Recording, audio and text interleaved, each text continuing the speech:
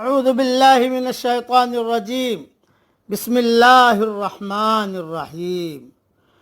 سورہ مرسلات مکہ مکرمہ میں نازل ہوئی، مگر آیت نمبر 48 مدینہ منورہ میں نازل ہوئی۔ اس میں 50 آیتیں اور 2 رکوع ہیں۔ نازل ہونے کے اعتبار سے 33ویں نمبر پر ہے، لیکن تلاوت کے اعتبار سے 77 نمبر پر ہے اور سورہ ہمزہ کے بعد نازل ہوئی ہے۔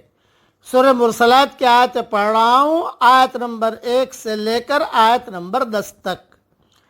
والمرسلات عرفا، ان ہواؤں کی قسم جو نفع کے لیے بھیجی جاتی ہیں۔ فالعاصفات عصفا، پھر ان ہواؤں کی قسم جو تیز چلنے والی ہیں۔ والناشرات نشرا، اور ان ہواؤں کی قسم جو بادلوں کو پھیلانے والی ہیں۔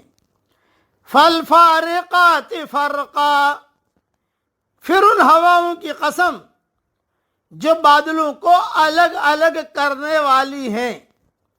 فالملقیات ذکرا، پھر ان ہواؤں کی قسم جو اللہ کی یاد دل میں ڈالنے والی ہیں۔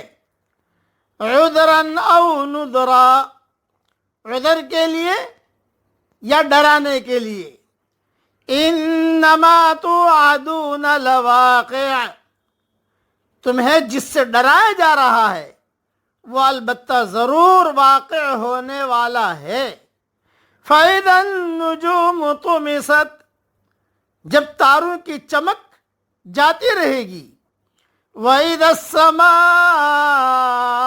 فُرِجَتْ، اور جب آسمان پھٹ جائے گا۔ وَإِذَا الْجِبَالُ نُصِفَتْ، اور جب پہاڑ اڑے اڑے پھریں گے۔ اب تھوڑی تشریح سن لیجئے۔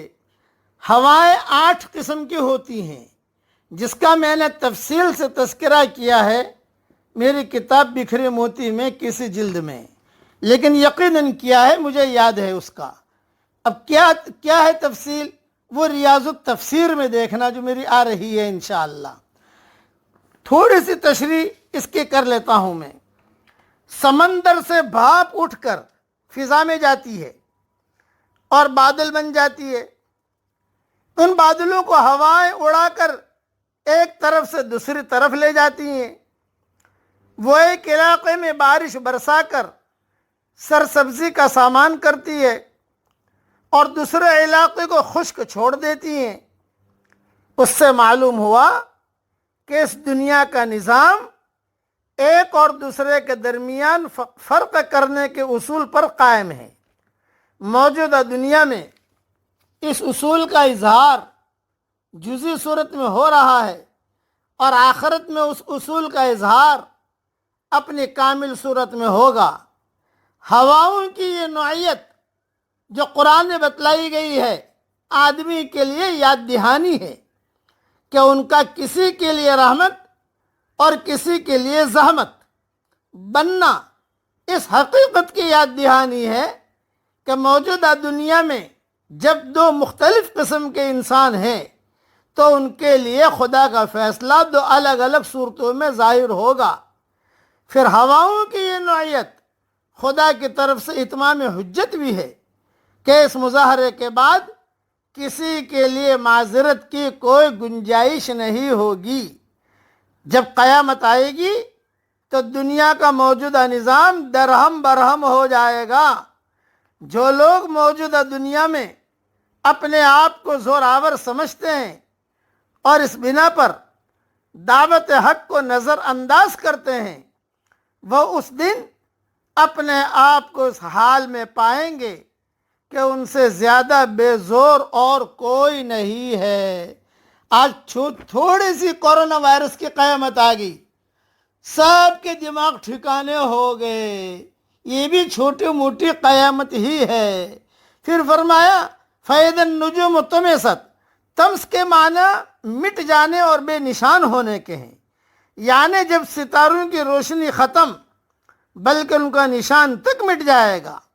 پھر فرمایا وَإِذَا الْجِبَالُ نُصِفَتْ، یعنی انہیں زمین سے اکھیڑ کر ریزہ ریزہ کر دیا جائے گا، اور زمین بالکل صاف اور ہموار ہو جائے گی۔ قیامت کا دن یہ بڑا خطرناک دن ہوگا، اس دن کی تیاری ہمیں دنیا میں کرنی ہے۔ بقیہ ہواؤں کی تفصیل اور تفسیر دیکھنی ہو تو بکھرے موتی میں دیکھ لیجئے، یا ریاض التفسیر کا انشاءاللہ انتظار کیجئے۔ اللہ تعالیٰ قیامت کے عذاب سے ہم سب کی پوری حفاظت فرمائے، آمین۔ وآخر دعوانا ان الحمدللہ رب العالمین۔